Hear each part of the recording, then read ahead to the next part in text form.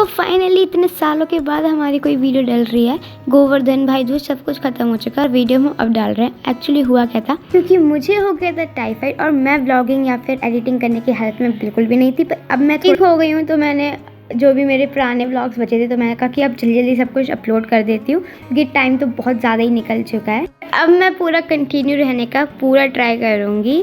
जैसे कि आपने देखा, यहाँ पे हमारे घर में पूजा वूजा हो रही है गोवर्धन की। यहाँ पे भूगा और मैं हम लोग पूजा कर रहे थे। अब आने वाले व्लॉग्स जो होंगे ना वो बहुत अच्छे आने वाले, तो आप लोग कुछ भी मिस मत करना। यहाँ पे भैया और मैं गोवर्धन की परिक्रमा दे रहे हैं। आई थिंक परिक्रमा, हाँ ये सही बोला मैंने।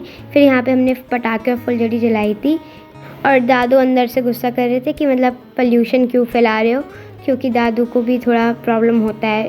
तो हमने ज़्यादा पटाखे नहीं फोड़े थे, थोड़े से फोड़े थे। और फिर मैं, चाचा और भैया हम चले गए थे मधु विहार। हमको वहाँ से पिज़्ज़ा लेना था और ये मेरा स्कूल रास्ते में रात में बहुत अच्छा लगता है और स्ट्रीट इतनी सुंदर हो रखी थी उस टाइम।